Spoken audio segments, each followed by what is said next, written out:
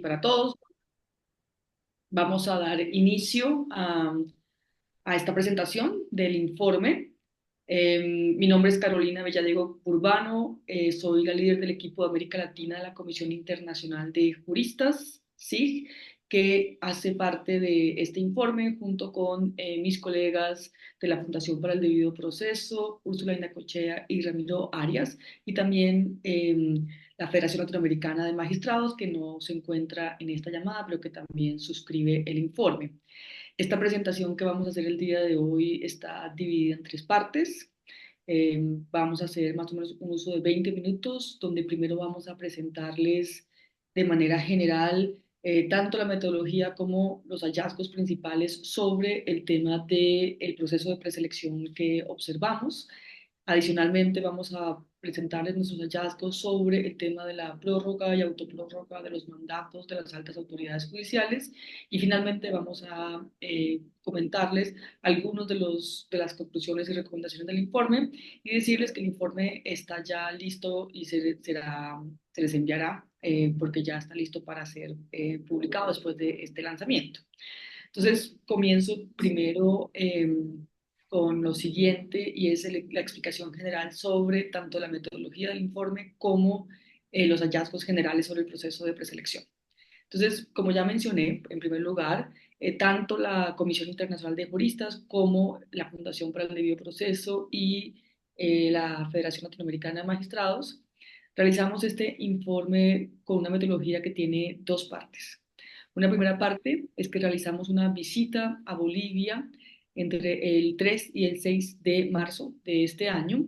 En esa visita nos reunimos con diferentes autoridades, en particular con la viceministra de Justicia, con miembros de la Asamblea Legislativa Plurinacional, con el presidente del Tribunal Supremo de Justicia, el presidente del Tribunal Constitucional, dos magistradas del Tribunal Agroambiental, dos consejeros de la magistratura, miembros de AMABOL, la Asociación Boliviana de Magistrados, y varios representantes de organizaciones de la sociedad civil y periodistas. En el marco de esas reuniones, nosotros recabamos información sobre los procesos de selección que se llevaron a cabo en 2023, lo que estaba en curso en 2024 y algunas hallazgos específicos sobre los temas de independencia judicial en el país y los temas de la prórroga y la autoprórroga. Eso fue la primera parte de la metodología que usamos en este informe y una segunda parte tiene que ver con que revisamos eh, informes tanto nacionales como internacionales sobre la situación de la independencia judicial del país, no solamente de este proceso, sino de otros procesos de selección. También analizamos variada información que salió en prensa, informes de los veedores ciudadanos durante el proceso, le hicimos seguimiento a las publicaciones de las comisiones mixtas, entre otras cosas, y en conjunto hicimos un análisis sobre este último proceso de preselección de las altas autoridades judiciales. Con eso paso a la segunda parte de mi presentación, que tiene que ver con los hallazgos centrales que tuvimos en el marco de nuestro análisis sobre el proceso de preselección que se desarrolló en 2024.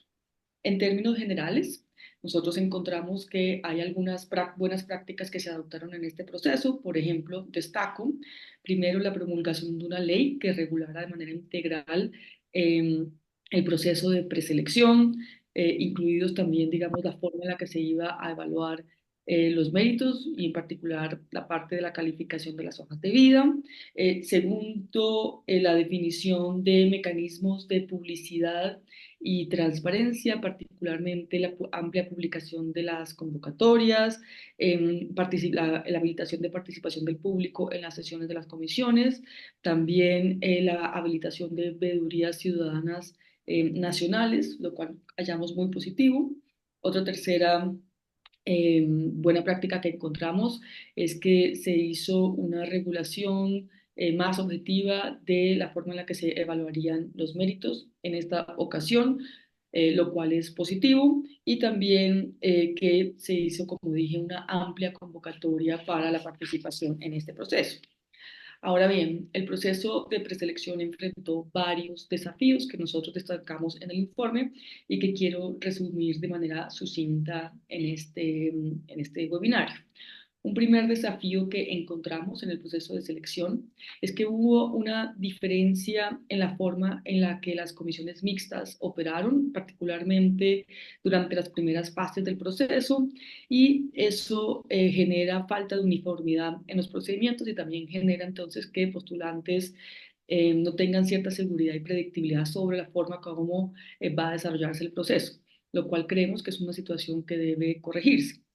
Un segundo problema que identificamos es que hubo una falta de transparencia integral en el tema en aspectos cruciales al proceso, como por ejemplo que no encontramos que la Asamblea haya publicado de manera oficial los resultados de la calificación de mérito, lo cual creemos que es un punto importante a evaluar.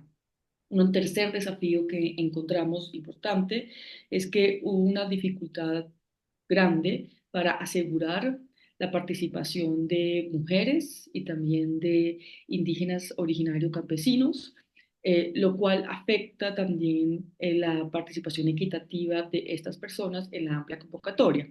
Si bien esto no es necesariamente atribuible a la Asamblea Legislativa, en todo caso sí es un tema central para evaluar porque la participación tanto de mujeres como de indígenas es central en este tipo de procesos. Un cuarto problema y desafío que encontramos es que es necesario evaluar para el futuro la forma en la que se evalúan, valga la redundancia, requisitos de integridad. Particularmente, creemos que es importante que haya una visión más amplia de lo que implican los conflictos de interés, porque la integridad es un elemento central a cualquier autoridad judicial y eso es fundamental tenerlo en cuenta. Un quinto problema que encontramos tiene que ver con que hubo de parte de autoridades del Poder Ejecutivo, particularmente del anterior ministro de Justicia, varias afirmaciones que politizaron el proceso y que cuestionaron el rol de los y las asambleístas en el proceso, que son el órgano constitucional establecido para llevar adelante el proceso de preselección. Creemos que esto puso mayor politización y polarización sobre el proceso de preselección y debe ser revisado y analizado. Otro problema que encontramos es que hubo una gran cantidad de recursos que se presentaron en contra del proceso de preselección. Y en el marco de estos recursos, llama bastante la atención que se hayan dictado suspensiones generales del proceso de preselección cuando eran recursos de amparo entre partes. Creemos que es importante, digamos, revisar ese tipo de prácticas porque la paralización del proceso también demoró todo el proceso de preselección. Aunado a esto, las últimas decisiones, particularmente la que suspende la elección ya una vez aprobadas las candidaturas por la Asamblea Legislativa, la última decisión del Tribunal Constitucional que suspende la elección en 5 departamentos para el Tribunal Constitucional y en 2 para el Tribunal Supremo de Justicia. Eh, Tiene varias deficiencias que mi colega Úrsula va a hablar sobre ello, pero que creemos que va en esta línea central que hemos reclamado, que es que varios recursos tendieron a paralizar todo el proceso de preselección y eso genera afectaciones tanto al derecho a la igualdad de los y las candidatas que ya fueron preseleccionadas, como, digamos, un problema de predictibilidad sobre el proceso mismo. Eh, Cierro esta presentación, por lo menos de mi parte, diciendo que hay una alta también politización del proceso y que eso tiende a generar mayor desconfianza ciudadana frente al sistema de justicia y también falta de legitimidad. Le paso entonces la palabra a la colega Úrsula Indacochea de la Fundación para el Debido Proceso. Gracias. Buenos días, mi nombre es Úrsula Indacochea y soy la directora del programa de Independencia Judicial de la Fundación para el Debido Proceso de PLF, que también hace parte de este informe, y voy a referirme específicamente al tema de la prórroga y autoprórroga de los mandatos de las altas autoridades judiciales. Voy a dividir mi exposición en dos partes. La primera en función de los hechos que hemos podido corroborar y la segunda respecto de nuestro análisis de esos hechos basada en el derecho constitucional boliviano y en el derecho internacional. En primer lugar, hemos podido revisar las normas de derecho interno bolivianas y hemos constatado que tanto la Constitución como algunas de las leyes orgánicas tanto del órgano judicial como del Tribunal Constitucional Plurinacional establecen periodos fijos para los mandatos de estas altas autoridades.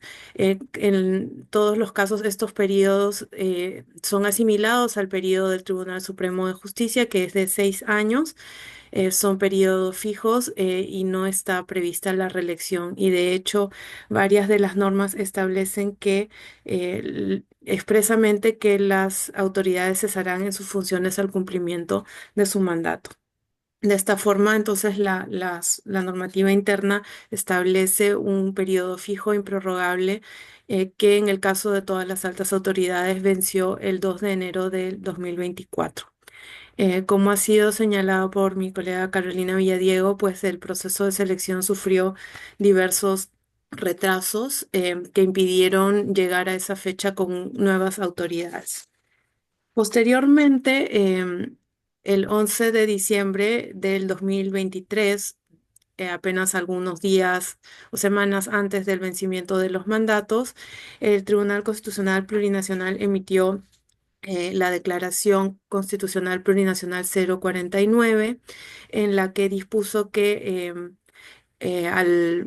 para evitar un vacío de poder, se prorrogarían de forma excepcional y temporal los mandatos de las altas autoridades hasta que se elijan y posesionen a nuevas autoridades. Esta declaración fue realizada en el marco de un proceso constitucional cuyo objeto no era otro que el de revisar la compatibilidad de un proyecto de ley con el texto constitucional y eso, bueno, como ya me referiré con más detalle, genera problemas de congruencia y de inconstitucionalidad. Em, Posteriormente, el 4 de noviembre de este año se ha emitido también una sentencia em, que resuelve tres demandas de amparo acumuladas. En esa sentencia, en la parte resolutiva, se suspende la elección de para el Tribunal Supremo de Justicia en dos departamentos del país y para el Tribunal Constitucional Plurinacional en cinco de estos departamentos. Em, esta segunda decisión, como señalé, se emite en la acumulación de tres procesos de amparo, en la cual dos de ellos fueron rechazados y uno de ellos que fue el que se resolvió por el fondo no se refería a la totalidad de departamentos en los que la suspensión se dispuso. Esta suspensión se dispuso por haberse declarado la nulidad de la convocatoria, por lo tanto, en todos estos departamentos, tanto en los que se refiere al Tribunal Constitucional Plurinacional como en el Tribunal Supremo de Justicia, deberían realizarse unas nuevas convocatorias. Em, Como señalé, ninguno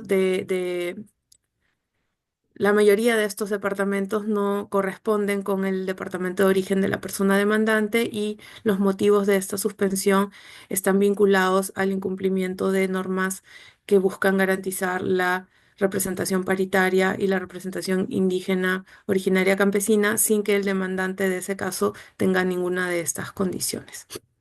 Y finalmente, con fecha 22 de noviembre, se ha emitido una última decisión que ha sido conocida y publicada recién los primeros días de diciembre, en la que se reitera que en estos departamentos en los que no se realizarán las elecciones el día 15 de diciembre, pues las autoridades electas en el 2017 se mantendrían en sus cargos, decisión esta última que podría ser considerada como una nueva prórroga de los mandatos. Entonces, con esto voy a pasar a plantearles nuestra posición sobre estas prórrogas. Desde nuestro punto de vista, encontramos que la decisión de diciembre del 2023 es directamente contraria a la Constitución porque contraría los artículos que establecen cuáles son los mandatos, la duración de los mandatos de las altas autoridades judiciales.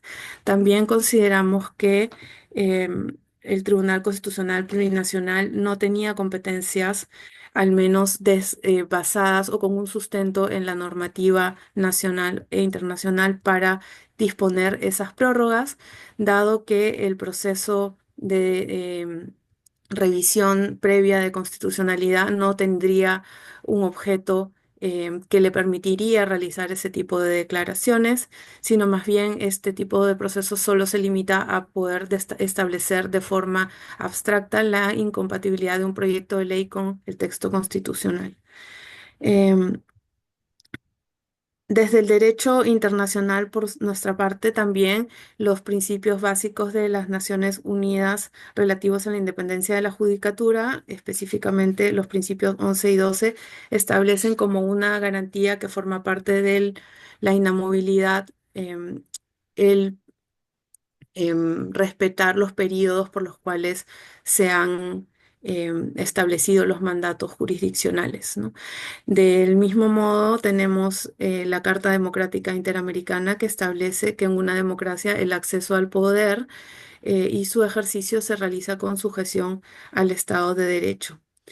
Así que desde esta perspectiva, consideramos también que desde la mirada del derecho internacional, estas prórrogas y autoprórrogas también estarían vulnerando directamente la garantía de inamovilidad que forma parte del principio de independencia judicial.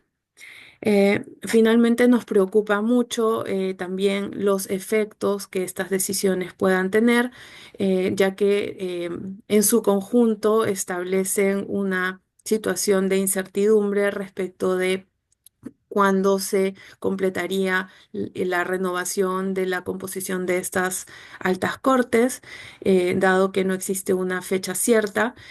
Y además nos preocupa que la suspensión, específicamente, particularmente en el caso del Tribunal Constitucional Plurinacional, que esta suspensión generará que cinco de los nueve, de las nueve magistraturas que están integrando este órgano se mantengan ocupadas por personas que tienen mandatos vencidos y que configurarían una mayoría que podría seguir influyendo sustantivamente en las decisiones que este tribunal tenga que conocer hasta que no se realice su composición completa.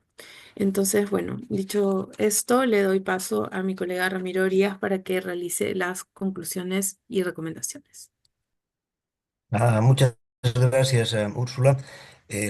Finalmente, el documento termina con una serie de recomendaciones para los distintos actores que participan del proceso de selección y elección de las altas autoridades de justicia en Bolivia.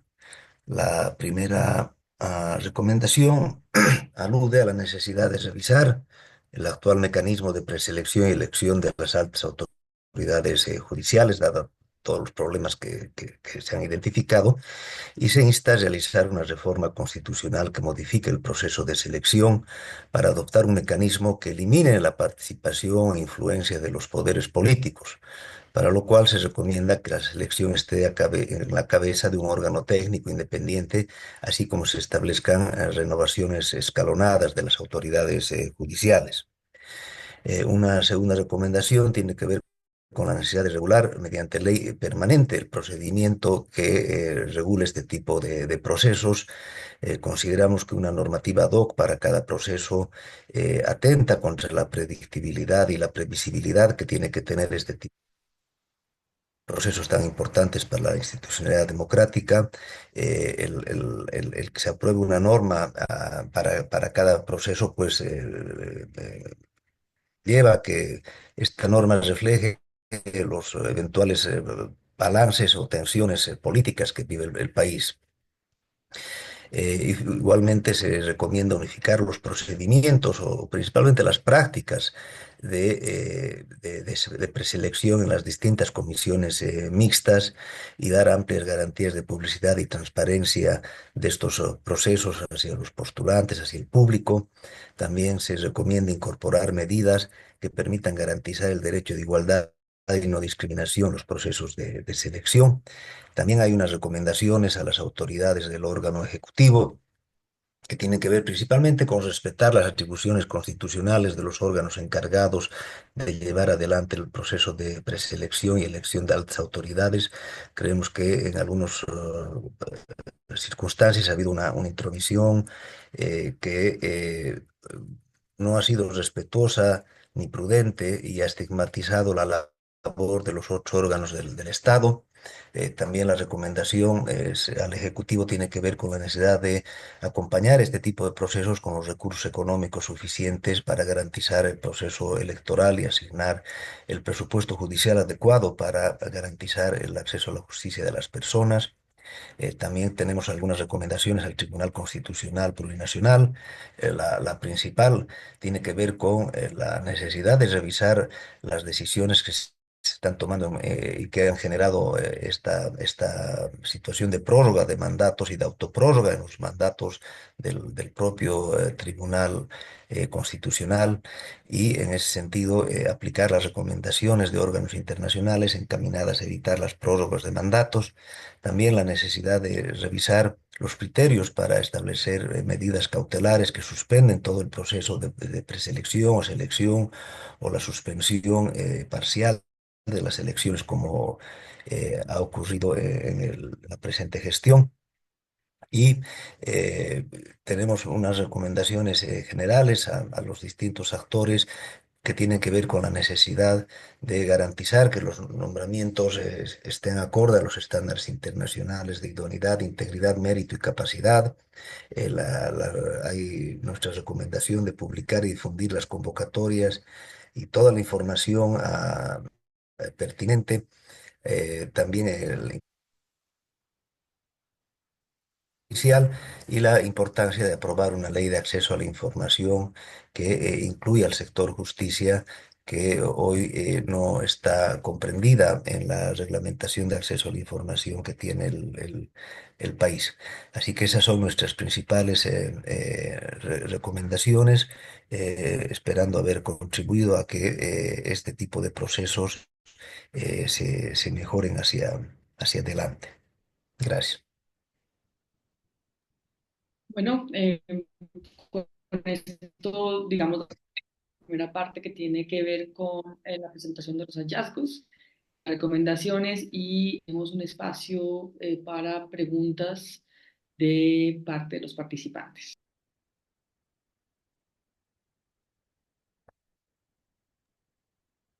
Buenas tardes. Las preguntas las pueden hacer en el chat o en el chat nos avisan para que también los podamos dar autorización para hablar. Por favor, adelante.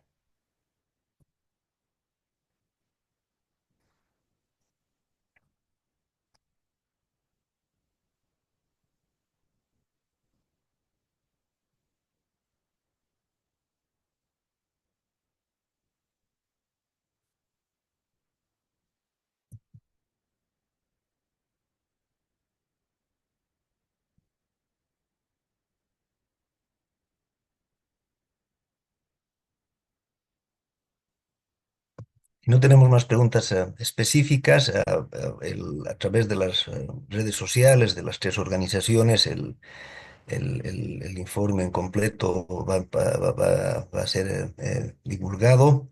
Y bueno, agradecemos a todos haber acompañado este acto y que contribuyan a la difusión de nuestros hallazgos y conclusiones.